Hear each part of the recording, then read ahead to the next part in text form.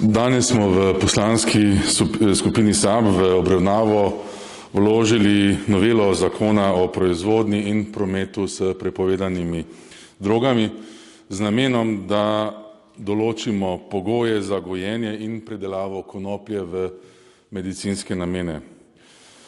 Že dlje časa se namreč kot družba zavedamo, da medicinska konoplja lajša pomembne simptome za bolezni sodobnega časa, kot so rak, epilepsija, pa tudi kakšne druge bolezni povezane z multiplo sklerozo. In to področje je v Sloveniji neregulirano. Mi ga želimo regulirati zato, da bi za bolnike, ki to substanco kupujejo na neregularnem trgu, lahko dobili regularno in kontrolirano, torej po ugodni in primerljivi ceni in tudi kakovostni izdelek.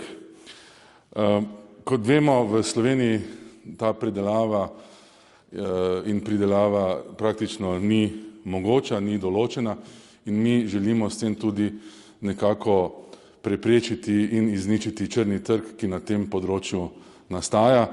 Mi ne govorimo v tem primeru o legalizaciji marihuane, ampak samo želimo vzpostaviti zakonodajne pogoje, da se lahko za potrebe medicine, torej za medicinske namene, ta izdelek prideluje. In zdaj predajam besedo dr. Štruklju, da malo več podrobneje pove. Hvala lepa.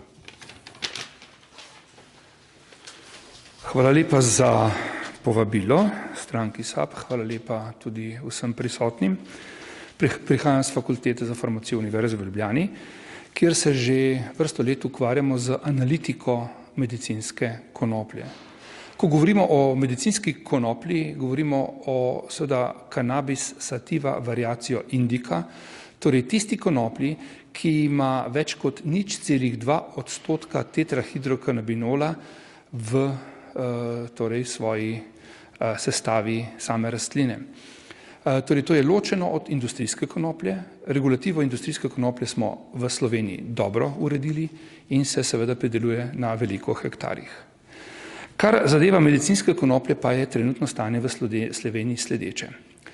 Veliko bolnikov, torej tukaj poudarjam, gre za uporabo indijske konoplje v medicinske namene. Veliko bolnikov, predvsem iz skupine bolnikov raka, torej različnih rakov, teh imamo 12,000 po oceni, potem je tukaj manjša skupina bolnikov z multiplo sklerozo, potem so tukaj bolniki z Parkinsonovo boleznijo in pa predvsem epilepsijo. Naj poudarim, da so izvlečki industrijske in medicinske konoplje skupaj zelo pomembni tudi pri lajšanju težav z otroško epilepsijo. O tem bi lahko več povedal profesor Neubauer, ki dela že drugo študijo na tem področju. Skratka, na področju medicinske konoplje je v Sloveniji trg zelo problematičen, pravzaprav govorimo o črnem trgu. V lekarnah je na razpolago sintetičen THC.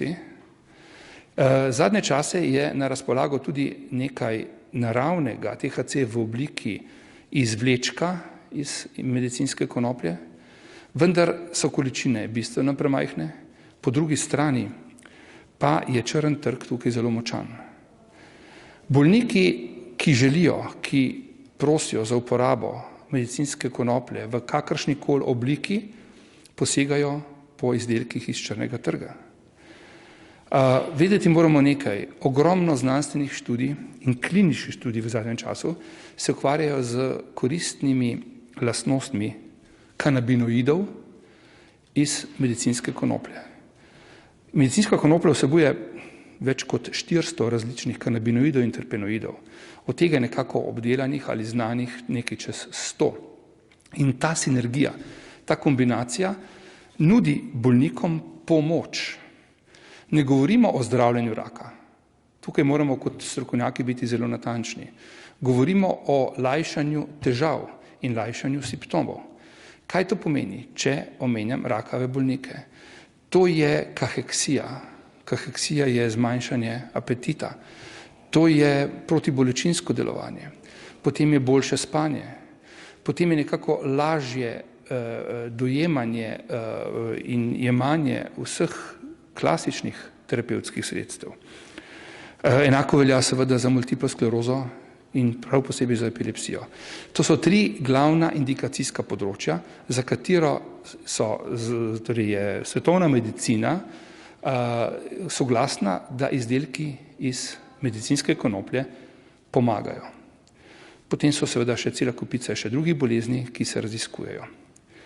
V Sloveniji imamo ta trenutek 2 inštituciji, to je Biotehniška fakulteta in pa Inštitut za hmeljarstvo in pivovarstvo v Žalcu, kjer gojijo eksperimentalno, ob seveda vseh dovoljenjih, torej v manjšem obsegu, medicinsko konoplo z namenom ugotoviti, kateri kultivar bi bil najprimernejši in seveda z namenom pridobitve izkušenj.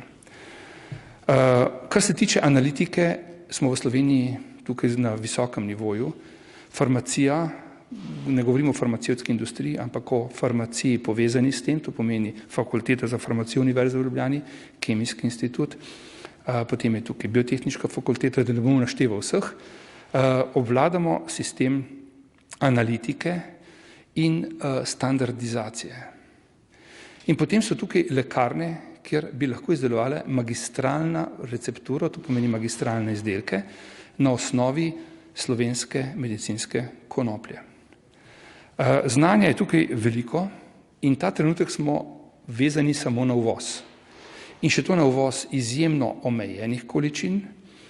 Verjetno je vsem jasno, da se lahko za farmacevtske namene uvažajo samo ali rastlina ali izvlečki iz rastline, ki so bile gojeni po dobri proizvodni praksi v kmetijstvu, to je GACP, in narejeni po GCP postopku, to je Good Practice of Industrialization, oziroma dobra proizvodna praksa, in tega seveda je zelo malo na razpolago. V celi Evropi je zelo težko dobiti izdelke, ki bi bili narejeni po GCP postopku. Tako da Slovenija to zmore in zna. In ne nazadnje, kar je zelo pomembno, kar je magister Rajh dobro povzel, je, da moramo narediti regulativo tako, da bo zdržna. Govorimo o regulativi medicinske konoplje in ne o legalizaciji. Države, ki imajo nekaj podobnega, kot predlagamo, so Nemčija, Nizozemska, Avstrija. Primer recimo Nemčije in pa Avstrije, Avstrijska agencija za zdravila AGES podaja koncesijo. Koncesije pridobijo samo tista podjetja, ki ustrezajo pogojem za pridelavo torej, rastlin, ki vsebujejo, za zdaj se temu reče, prepovedane droge. In ta pravilnik je izjemno strog. Po drugi strani pa lahko predelavo vršijo samo tista podjetja, ki imajo dovoljenja za izdelavo medicinskih izdelkov, torej zdravil, in tržijo lahko samo tista podjetja, ki imajo dovoljenje za trženje z prepovedanimi drogami.